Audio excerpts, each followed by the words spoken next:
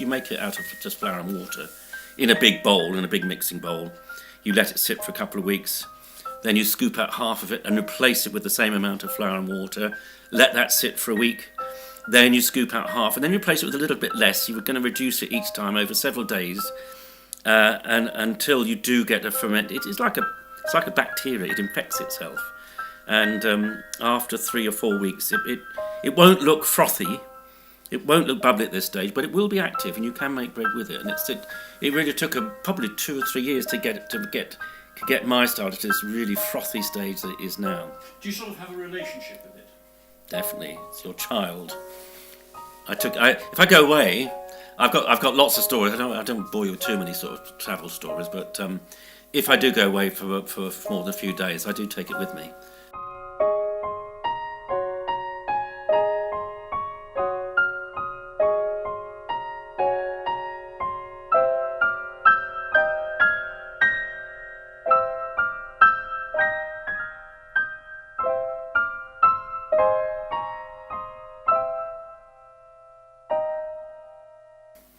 I think the rhythm of it, letting it fit in with your lifestyle. You can't rush it. You can never rush it. You've got to leave it. It's all done in stages, and each stages can take 6 or 7 hours because you have to build up the starter. You've got to look after your starter, of course, first of all.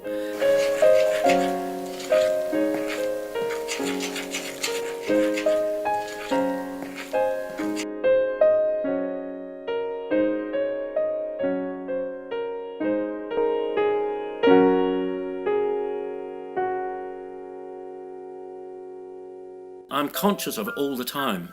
Often, I don't know if you're out in the pub or if you're, doing things socially and that sort of thing. I'll often sort of just stop myself and think, oh, where am I in the bread stage now? I must never get carried away that I completely forget, because it might be that evening. I've got to go home and I've got to turn my salad around. I've got to top this up or do that. Within the week, there's always something. There's always something.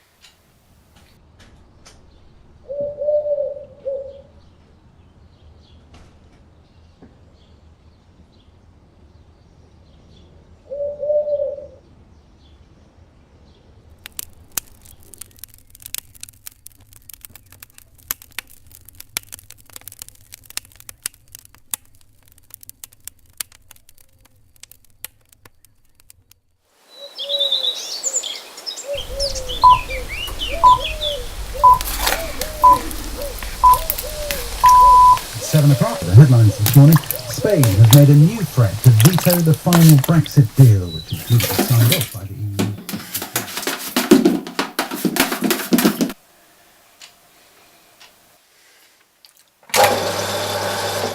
I've always baked. My mother baked. Baking was part of her life, and so I did it when I left home.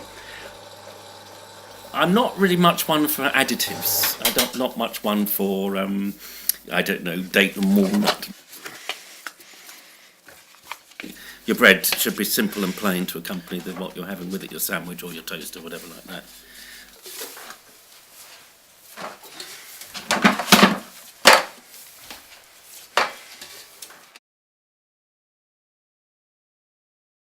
I'm sitting here, but I've got sourdough over there that's rising, that's actually proving. So I feel I'm actually doing something, even though I might look as though I'm not doing anything. I might be sitting on the sofa on Facebook or something like that. But actually, I'm conscious that there is dough going on. There's an activity going on in the. That was the same, when the kids were little. It was always nice to have that proving, that rising going on, and it's sort of a sense of satisfaction and about it. Yeah, it does provide that little structure.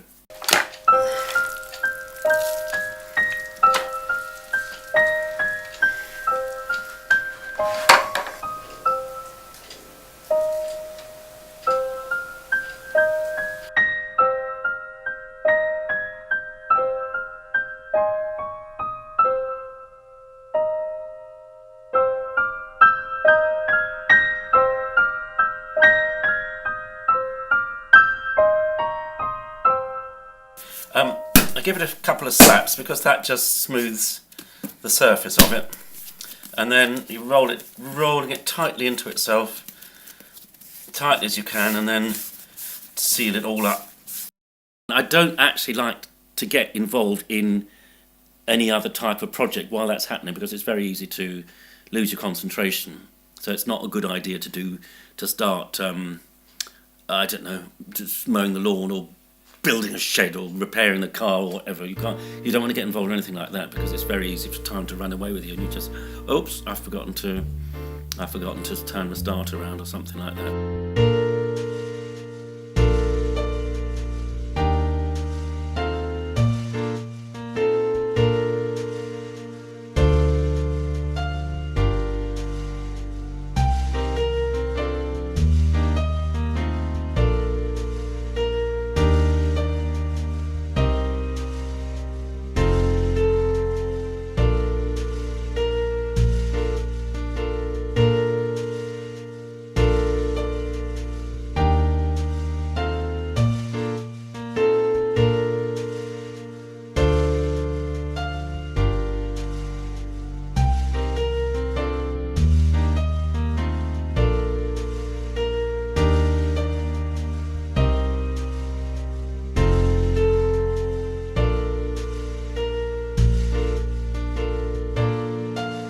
It's very sociable. It's very sociable. It does give you a circle of friends. You'll never be short of friends. People love talking about bread.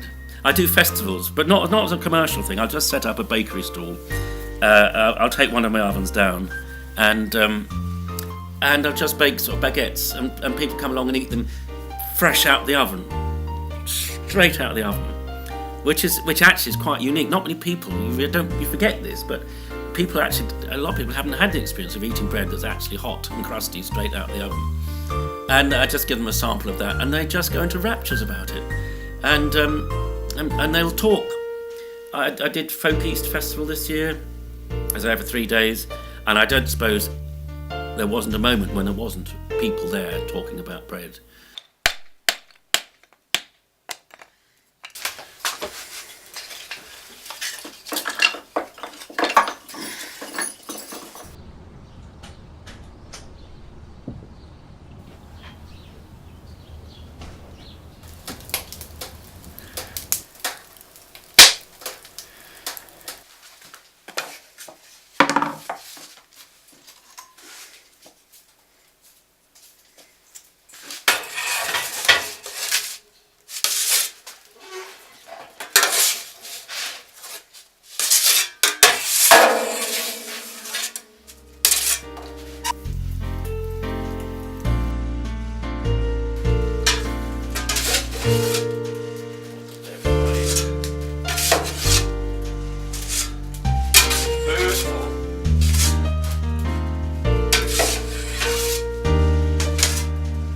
Just is that not just a work of art? Is that not?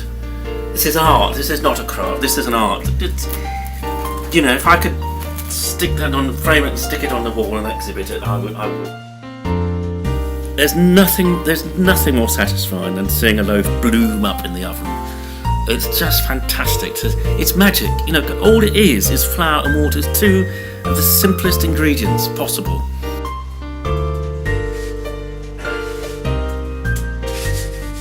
Flour and water.